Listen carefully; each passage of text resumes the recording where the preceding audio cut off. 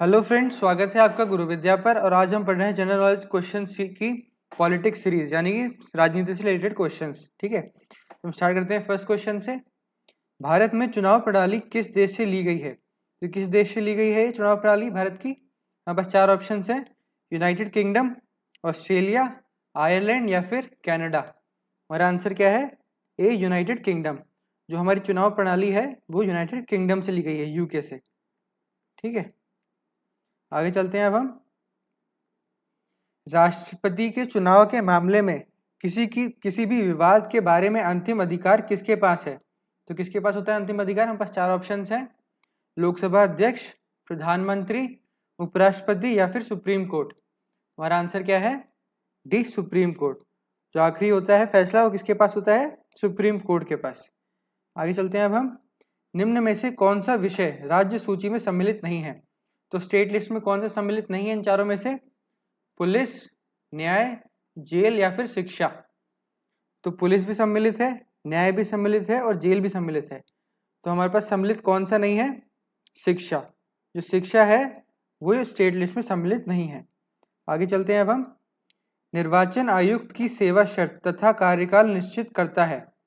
कौन करता है? हमारे पास चार ऑप्शन हैं: संविधान, संसद, राष्ट्रपति या फिर सरकार। हमारा आंसर क्या है? ए, संविधान। कौन करता है? संविधान। आगे चलते हैं। अब हम संसद के निम्नलिखित गैर सदस्यों में से किसे संसद को संबोधित करने का अधिकार है?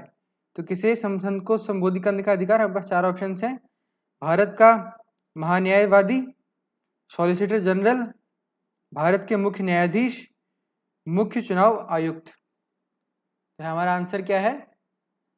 भारत का महान्यायवादी। ठीक है, जो भारत का महान्यायवादी होता है वो करता है। आगे चलते हैं। अब हम अध्यक्ष के चुनाव की तारीख को निर्दिष्ट किया जाता है। किसके द्वारा निर्दिष्ट किया जाता है? पास चार ऑप्शंस हैं: राष्ट्रपति द्वारा, डिप्टी स्पीकर द्वारा, प्रधानमंत्री द्वारा या फिर चुनाव आयोग द्वारा। हमारा आंसर क्या है? ए, राष्ट्रपति द्वारा। ठीक है, आगे चलते हैं। अब हम एक नया राज्य बनाने का अधिकार किसे है? तो किसे एक नया राज्य बनाने का अधिकार है? हमारे पास चार ऑप्शंस हैं: राष्ट्रपति को, संसद को, राज्य विधायिका को या फिर प्रधानमंत्री को। हमारा आंसर क्या है? बी, संसद को। एक नया राज्य बनाने का अधिकार किसे है? संसद को है। आगे चलते हैं। अब हम अनिश्चित काल के लिए सदन की बैठक को स्थगित करना कहलाता है। तो क्या कहलाता है? हमारे पास चार ऑप्शंस हैं: सत्रावनाश, कार्य स्थगन, अनिश्चितकालीन स्थगन या फिर अवकाश। हमारा आंसर क्या है? सी, अनिश्चितकालीन स्थगन। ठीक है, क्योंकि अनिश्चित काल के लिए होता है इसलिए इसको क्या कहते हैं? अनिश्चितकालीन स्थगन। आगे चलते हैं। अब हम नेक्स्ट क्वेश्चन पे। स्वतंत्रता का अधिकार संविधान के लिए अनुच्छेदों में वर्णित है। तो किस अनुच्छेदों में वर्णित है स्वतंत्रता का अधिकार? हमारे पास चार ऑप्शन हैं: अनुच्छेद 14 से 18, अनुच्छेद 19 से 22, अनुच्छेद 25 से 30 या फिर अनुच्छेद 23 से 24। हमारा आंसर क्या है? बी, अनुच्छेद 19 से 22।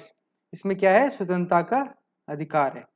ठीक है, आगे चलते हैं। अब हम संयुक्त राष्ट्र का पहला महासचिव था। तो कौन था संयुक्त राष्ट्र का पहला महासचिव? हमारे पास चार ऑप्शन हैं: डेल हैमरशोल्ड, त्रिगवेली, यूथान या फिर कुर्ट वाल्डहिम। हमारा आंसर क्या है? बी, त्रिगवेली। जो त्रिगवेली थे वो क्या थे? संयुक्त राष्ट्र के पहले महासचिव। ठीक है, आगे चलते हैं। अब हम संयुक्त राष्ट्र सुरक्षा परिषद के अस्थायी सदस्य की कार्य अवधि कितनी होती है? तो कितनी होती है कार्य अवधि? हमारे पास चार ऑप्शन हैं: 1 वर्ष, 2 वर्ष, 5 वर्ष या फिर 6 वर्ष। हमारा आंसर क्या है? बी, 2 वर्ष होती है। ठीक है, अस्थायी सदस्य की। आगे चलते हैं। अब हम भारतीय संविधान में हमारे राष्ट्र का उल्लेख किन किन नाम से किया गया है? तो किन किन नाम से किया गया है? हमारे पास चार ऑप्शन हैं: भारत तथा हिंदुस्तान, केवल भारत, भारत तथा इंडिया, भारत, हिंदुस्तान एवं इंडिया। हमारा आंसर क्या है? सी, भारत तथा इंडिया। इन दो नाम से ही किया गया है। ठीक है, आगे चलते हैं। अब हम निम्नलिखित में से कौन सी रिट का अर्थ है किस अधिकार से?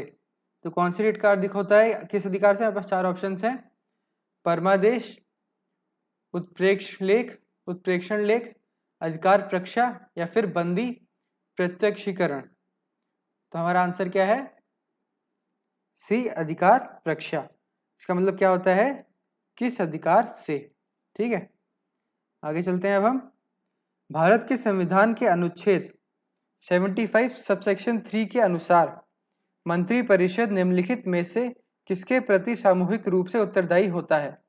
तो किसकी तरफ होता है उत्तरदायी? यहाँ पर 4 ऑप्शन हैं, राष्ट्रपति, संसद, लोकसभा या फिर राज्यसभा। हमारा आंसर क्या है? सी, लोकसभा। किसकी तरफ उत्तरदायी होता है? लोकसभा की तरफ। ठीक है, आगे चलते हैं। अब हम पंचायत के अनुसार चुनाव कराने हेतु निर्णय किसके द्वारा लिया जाता है? तो किसके द्वारा लिया जाता है? यहाँ पर 4 ऑप्शन हैं, केंद्र सरकार, राज्य सरकार, जिलाधिकारी या फिर चुनाव आयुक्त। हमारा आंसर क्या है? बी, राज्य सरकार। ठीक है, राज्य सरकार के द्वारा लिया जाता है। ठीक, आगे चलते हैं। अब हम राष्ट्रपति पद के चुनाव संबंधी विवाद को किसे निर्देशित किया जाता है? किसे निर्देशित किया जाता है ऐसे विवाद को? हमारे पास 4 ऑप्शन हैं, संसदीय समिति, लोकसभा समिति, निर्वाचन आयोग या फिर उच्चतम न्यायालय। हमारा आंसर क्या है? डी, उच्चतम न्यायालय। किसको दिया जाता है? उच्चतम न्यायालय को। ठीक है, तो हमारा उच्चतम न्यायालय कौन सा है? Supreme court. तो सुप्रीम कोर्ट को दिया जाता है। आगे चलते हैं। अब हम भारतीय संविधान के किस भाग को उसकी आत्मा की संज्ञा दी गई है? तो किस भाग को दी गई है उसकी आत्मा की संज्ञा? हमारे पास 4 ऑप्शन हैं, मूल अधिकार, प्रस्तावना, संवैधानिक उपचारों का अधिकार या फिर संशोधन प्रक्रिया। हमारा आंसर क्या है? सी, संवैधानिक उपचारों का अधिकार। इसको क्या कहा जाता है? संविधान की आत्मा भी, इस भाग को। आगे चलते हैं। अब हम निम्नलिखित में से लोकसभा और राज्यसभा में गणपूर्ति संख्या है, तो गणपूर्ति संख्या कितनी है? हमारे पास 4 ऑप्शन हैं, कुल सदस्य संख्या का 1/5, 1/5, कुल सदस्य संख्या का 1/6, कुल सदस्य संख्या का 1/10 या फिर कुल सदस्य संख्या का 1/12। तो कितनी है? हमारा आंसर क्या है? कुल सदस्य संख्या का 1/10। ठीक है, इसको क्या कहते हैं? गणपूर्ति संख्या, लोकसभा और राज्यसभा में। आगे चलते हैं। अब हम नेक्स्ट क्वेश्चन पर। 2 अक्टूबर 1959 को भारत में पंचायती राज का शुभारंभ कहां पर किया गया था?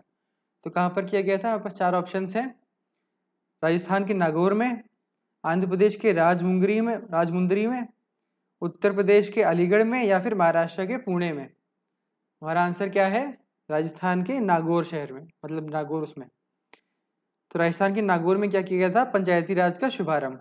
ठीक है, और कब किया गया था? 2 अक्टूबर 1959 को। आगे चलते हैं। अब हम इस वीडियो के लास्ट क्वेश्चन पर।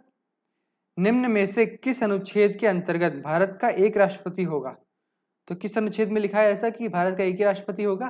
हमारे पास 4 ऑप्शन हैं, अनुच्छेद 54, अनुच्छेद 61, अनुच्छेद 52 या फिर अनुच्छेद 55।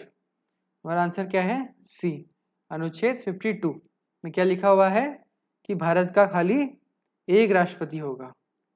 ठीक है, तो अब इसी के साथ हमारे इस वीडियो के 20 क्वेश्चन कंप्लीट होते हैं। उम्मीद है कि आपने कुछ नया सीखा होगा। अब हम मिलेंगे नेक्स्ट वीडियो में नए क्वेश्चंस के साथ। तब तक के लिए धन्यवाद।